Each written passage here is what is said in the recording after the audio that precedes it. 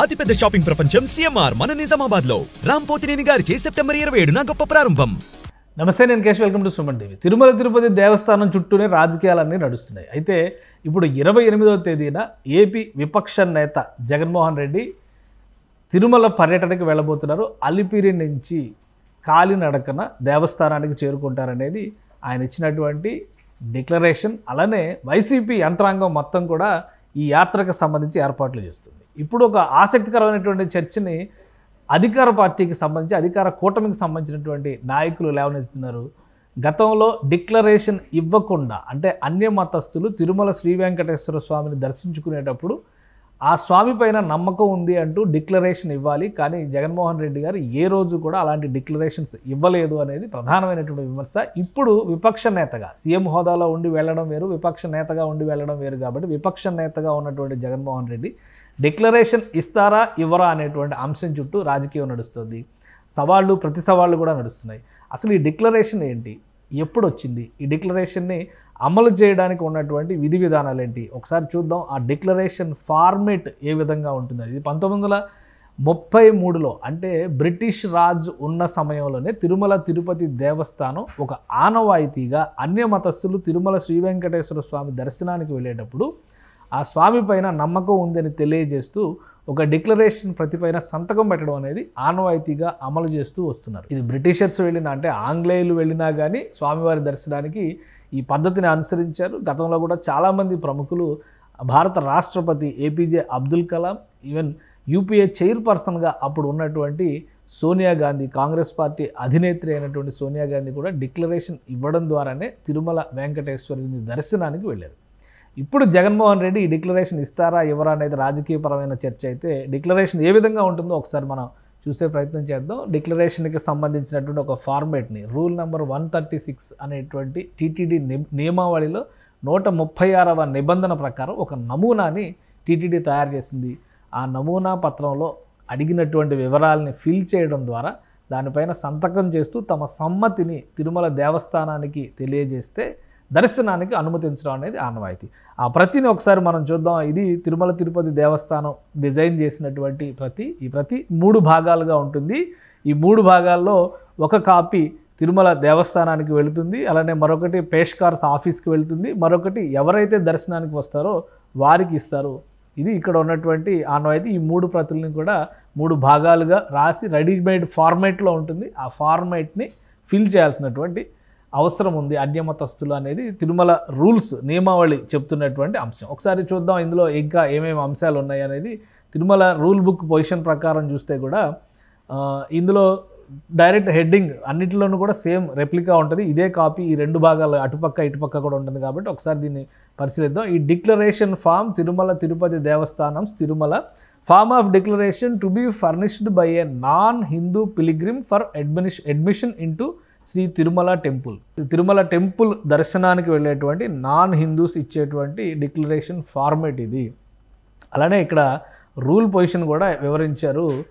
As per the rule 136 of TTD rules, అంటే TTD నియమావళి ప్రకారం 136వ నిబంధన ఇందులో ఇచ్చారు. దాని ప్రకారం ఇది అమలు చేస్తున్నారు. అలానే ఇష్యూడ్ వైడ్ జీవో, ఇచ్చినటువంటి జీవో 311 ప్రకారం రెవెన్యూ ఎండోమెంట్స్ యాక్ట్కి సంబంధించినటువంటి అంశం ఇది. ఇందులో ఉన్నటువంటి అంశాలు ఒకసారి చూద్దాం.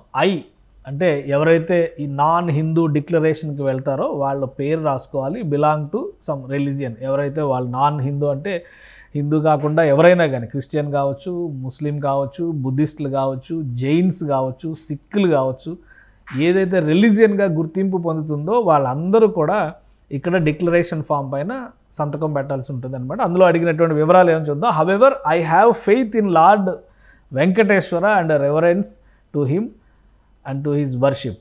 సో ఆయన పైన, భగవంతుని పైన మాకు విశ్వాసం ఉంది, ఆయనని నమ్మి దర్శనానికి సేవించడానికి వస్తున్నాం అనేటువంటి అంగీకార పత్రం అనమాట ఇది. I may be permitted to enter the temple and have darshan of Shri lord the lord అని ఇక్కడ సిగ్నేచర్ చేయాల్సి ఉంటుంది. ఈ సిగ్నేచర్ చేసిన తర్వాత వాళ్ళ పూర్తి వివరాలు కూడా ఈ డిక్లరేషన్ ఫామ్లో ఇవ్వాలి. అంటే సర్నేము, ఫస్ట్ నేము, మిడిల్ నేము, అడ్రస్ డీటెయిల్స్ కూడా ఇవ్వాలి. అలానే వారి ఫోన్ నెంబరు, ఐడి ప్రూఫ్. ఎందుకంటే ఇండియన్స్ అయితే కనుక ఇండియన్ ఐడి ప్రూఫ్ని ప్రొవైడ్ చేయాల్సి ఉంటుంది. విదేశీయులు అయినప్పటికీ కూడా వాళ్ళ ఐడి ప్రూఫ్ని ప్రొవైడ్ చేయాల్సి ఉంటుంది. ఐడి ప్రూఫ్లో రేషన్ కార్డు కావచ్చు, డ్రైవింగ్ లైసెన్స్ కావచ్చు, ఆధార్ కార్డు కావచ్చు, పాస్పోర్ట్ కావచ్చు, ఓటర్ ఐడి కావచ్చు. సో వీటిలో ఏది సబ్మిట్ చేస్తే అది టిక్ చేసి ఆ కాపీని జత చేయాల్సి ఉంటుంది. విట్నెస్ సంతకం కూడా ఒకరు చేయాల్సి ఉంటుంది. సో ఈ వివరాలతో భర్తీ చేసినటువంటి డిక్లరేషన్ ఫామ్లో 3 భాగాలు ఉంటాయి. అందులో మొదటిది రిజిస్టరింగ్ ఆఫీసర్. ఈ డేటా అంతా ఎవరైతే రిజిస్టర్ చేస్తారో ఈ కాపీని మొదటి భాగాన్ని రిజిస్టరింగ్ ఆఫీసర్కి ఇవ్వాల్సి ఉంటుంది. దీనిలో మళ్ళీ రెండవ భాగం అంటే సెకండ్ పార్ట్ ఏదైతే ఉందో ఆ సెకండ్ పార్ట్ని పేష్కార్స్ ఆఫీస్, ఈ దర్శనానికి మొత్తానికి సంబంధించినటువంటి వ్యవహారాలు చూసేటువంటి కార్యాలయం, అక్కడికి ఒక ప్రతిని, ఇందులో ఉన్నటువంటి ఒక ప్రతిని పంపిస్తారు. ఇందులో ఉన్న మూడవ ప్రతి ఎవరైతే పిలిగ్రిమ్ ఉంటారో ఆ సందర్శకులు, భక్తుడు ఎవరైతే వచ్చారో ఆ తీర్థయాత్రికుడు ఆయనకి ఇచ్చేటువంటి కాపీ. సో ఈ ఫార్మేట్లో 3 విభాగాలుగా ఉన్నటువంటి తిరుమల తిరుపతి దేవస్థానం డిక్లరేషన్ ఫామ్ని అన్య మతస్థులు ఎవరైనా కానీ, ప్రపంచంలోని ఏ మతమైనా కానీ, ఏ మతస్థుడైనా కానీ తిరుమల వెంకటేశ్వర స్వామిని దర్శించుకోవచ్చు. కానీ ఆ దేవుడి పైన నమ్మకం ఉంది కాబట్టే దర్శనానికి వస్తున్నాం అనేటువంటి సమ్మతి పత్రంగా ఈ డిక్లరేషన్ ఫామ్ని తీసుకొచ్చారు. 1933 నుంచి, అంటే బ్రిటిష్ రాజ్ ఉన్నప్పటి నుంచి కూడా ఇది అమల్లో ఉన్నటువంటి విధానం. 2012 తర్వాత దీన్ని ఒక స్పెసిఫిక్ రూల్గా మార్చి టీటీడీ నియమావళిలో భాగం చేసి దానికి ఒక నమూనా పత్రాన్ని తయారు చేశారు. ఈ నమూనా పత్రాన్ని ఫిల్ చేసిన తర్వాతే ఇప్పుడు ఎవరైనా కానీ అన్య మతస్థులు వెళ్ళాలి. గతంలో ముఖ్యమంత్రి హోదాలో ఉన్నటువంటి జగన్మోహన్ రెడ్డి గారు ఈ డిక్లరేషన్ ఇవ్వలేదు అనేది వివాదం. ప్రత్యేకంగా దీనికి సంబంధించినటువంటి ప్రస్తావనని ప్రస్తుత ఏపీ సీఎం చంద్రబాబు నాయుడు గారు ప్రస్తావించారు. డిక్లరేషన్ ఇవ్వకుండా వెళ్ళడం నేరం, అది టీటీడీ నియమావళికి విరుద్ధం అని చెప్పన్నారు. ఇప్పుడు మరోసారి తిరుమల దర్శనానికి సిద్ధమవుతున్నటువంటి జగన్మోహన్ రెడ్డి ఈసారి ఈ డిక్లరేషన్ పత్రం పైన ఇది ఫిల్ చేయాల్సినటువంటి అవసరం, ఆయన స్వయంగా ఫిల్ చేయాల్సినటువంటి అవసరం ఉండదు. సంతకం పెట్టినా కానీ ఆయన అనుమతించేటువంటి అవకాశం. ఎందుకంటే గతంలో 2012లో జగన్మోహన్ రెడ్డి తిరుమల దర్శనానికి వెళ్ళినటువంటి సమయంలో అప్పుడు ఈవోగా ఉన్నటువంటి ఎగ్జిక్యూటివ్ ఆఫీసర్గా ఉన్నటువంటి ఎల్వి సుబ్రహ్మణ్యం గారు ఈ డిక్లరేషన్ ఫామ్ని సిద్ధం చేసిన తర్వాత కూడా జగన్మోహన్ రెడ్డి గారు సంతకం పెట్టకుండా అవసరం లేదు అనేటువంటి మాట చెప్పి, ఎందుకంటే అప్పటికి ఆయన కేవలం ఎంపీ మాత్రమే. అప్పుడు అధికారంలో కాంగ్రెస్ పార్టీ ఉంది. బహుశా 2012 అంటే కిరణ్ కుమార్ రెడ్డి గారు ముఖ్యమంత్రి అయి ఉండొచ్చు ఆ సమయంలో. అటువంటి సందర్భంలో కూడా ఆయన సంతకం పెట్టకుండానే వెళ్ళారు. 2019లో ముఖ్యమంత్రి అయిన తర్వాత జగన్మోహన్ రెడ్డి గారు వివిధ సందర్భాల్లో ఒక 7-8 సార్లు తిరుమల దర్శనానికి వెళ్ళారు. ఆయా సందర్భాల్లో అధికారంలో ఆయనే ఉన్నారు కాబట్టి అది అడిగేవారు లేరు. విపక్షాలు మాత్రం విమర్శ చేసినటువంటి పరిస్థితి ఎదురైంది. ఇప్పుడు విపక్ష నేతగా మరొకసారి తిరుమలలోకి వెళ్తున్నారు కాబట్టి ఈ డిక్లరేషన్ ఫామ్ పైన సంతకం పెడతారా లేదా అనేది ఆసక్తికరంగా మారింది.